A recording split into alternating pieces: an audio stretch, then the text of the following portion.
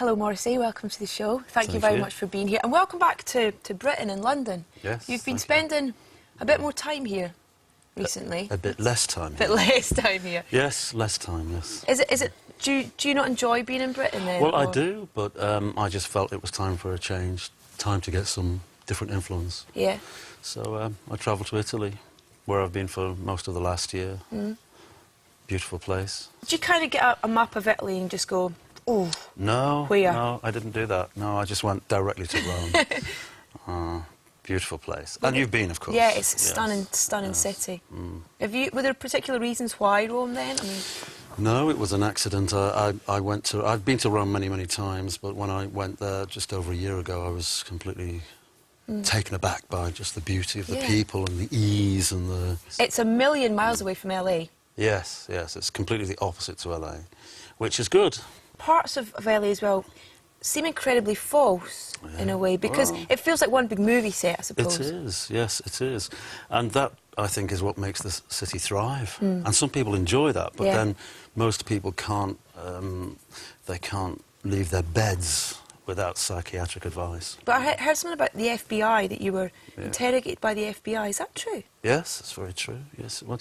Because I'd made certain anti-Bush comments, as millions of people have. Yeah, I mean, everybody does. I never hear any pro-Bush comments, but it's just part of the government thing that if anybody says anything, they have to be slightly frightened so that they'll keep their trap shut, really. What kind of things did they ask you then? Just mundane things and quite threatening things and quite serious things. Yeah. Was it intimidating? Did you find it intimidating? It's very intimidating, yeah. But it's meant to be. I mean, it's meant to make you feel, oh, God, maybe I should just be quiet. The title itself of the new album, Ringleader of the Tormentors. Yes. And you know, do you see yourself as a bit of a tormentor? I think I'm led to believe that I am. I don't personally feel it, but I've been reading it for many, many years that I'm out to cause trouble and I'm awkward. In terms of being a ringleader, you are a ringleader in a sense of your fans. You have probably the most loyal and devoted fans. Yes. Which is it's a nice thing, but there must be times as well that it's tiresome or it's... Well, no, it's never tiresome, and I'm relieved because it's an audience that likes real music and maybe even slightly old-fashioned in that respect, I don't know, because it just doesn't seem to be required anymore that you have that great passion about making music and singing. It seems to be very unusual now, but the audience really care about the music. I read as well that when you were in LA, it's kind of tiresome. The tiresome fact that I wanted to mention was the fact that, you know, you wake up every morning and there's someone at the bottom of your drive, or there's... Yeah. Well, they're a completely different breed because I think they are the type who actually know less about you than the average member of your audience. There's a certain breed, certainly in LA, of people who they want you to see them and they know it's not right. And they block the gate and they more or less say, well, you're going to see me even though I know you don't want to. So I don't like to think that they're very typical. They're different to fans in the UK then? Yes, yes, they are. They are. What are your fans in the UK like? How would you... Well, I wouldn't completely brand them all as being the same, but certainly the concerts are very expressive and noisy, but they seem to be a hell of a lot more rational than in other places, and dare I say, intellectual. The new album, you worked with Tony Visconti. Yes. Yeah. Was he... How did that come about? Was he kind of a wish list of someone that you wanted to work with? Yeah, he was always a wish list, and he was always at the top of the list, and he couldn't do it many years ago. I asked him, he was busy. So this time around we had a producer in that just didn't work out, and we called Tony, and he was immediately available on the next plane and in the studio, and everything was astounding. Have you got a favourite Tony Visconti album then, or a period? Or... I loved all the T-Rex stuff. I thought that was fantastic. That all happened when I was 11, 12, 13, and I was grabbing it and completely in love with it. So, of course, it's just a mad dream now that he would do this album. There's a couple of themes in the album that kind of really relate to death and love. Now, you've sung and written about death in the past. And what amazes me in all the stuff that I've read is why people are so bemused and taken aback by the fact that Morrissey could be in love. Yes, well, I'm not. I just find it bizarre, though. Maybe it's a love affair with Rome. Yes. Probably. There's obvious little comments on Hanky Panky in the album, which... Well, I think there always people make of it what they want, yes, but they make their own... I always alluded to Hanky Panky along the way, but this time around it seems to mean something to many reviewers, which is fine. Maybe they're not getting it, so it's suddenly kind of going... Well, most people don't, you know. They really don't. OK, performing for us now, The Youngest Was the Most Loved from his brand new album. It's Morrissey. Thank you very much. Thank you. Would you say that you're at your most happiest? Generally, these days, yes.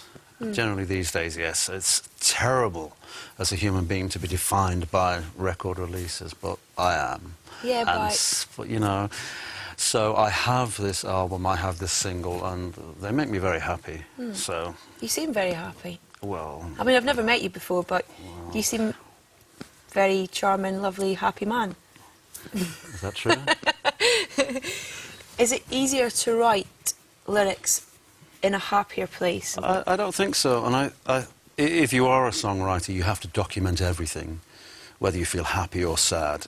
And you can't simply say, oh, I feel happy today, so I really should write. You should document absolutely everything, all the moods in between and all the mood swings. Yeah. Everything should go down, for better or worse, and regardless of how you think people are going to accept it. Do you think you could have written Heaven Knows I'm Miserable Now in 2006? No, because the song came out of the previous years of the time in which it was written. If you'd been this happy at this point of sort of happiness in your teens, how different would your life have been? Completely different. Completely different, because I only ever did what I did and turned out as I did because I hated being a teenager. So in that very early footage of the Smiths, I can see all the pain and anguish that led me to that position. So I try not to watch it. Do you secretly like seeing that old footage, though? Do you kind of... I absolutely do not secretly like seeing it. No? I publicly hate it, and I secretly hate it. Were you offered something like, was it $5 million or something to reform the Smiths? Was it too much money, or was it not enough, or what was... Well, I didn't know whether it was too much. I didn't know whether it was too little. It didn't occur to me because there isn't enough money in the world. Why? Why? Because it isn't a question of money, really. It's far too emotional.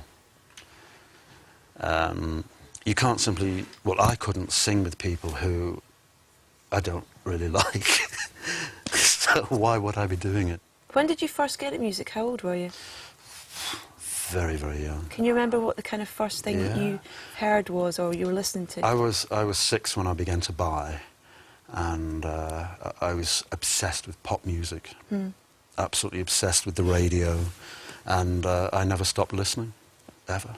It's like music's like having a friend with you, though. It takes you through those memories, those emotions, those... It's the best friend, I think, that you can possibly have. The most loyal friend. Absolutely. Are you looking forward to getting getting out and performing this new album to your fans? Yes, definitely, definitely. And we have a long tour ahead of us, and everywhere the tickets have just gone. Yeah. So for me, that's incredible. And quite smaller venues than you could sell in at. England, yes. In England, yes. Elsewhere, not necessarily, but in normal domes. Yes, yes. I've got to ask, how do you pick your set list? Because you've got just such a massive... It's a very selfish selection.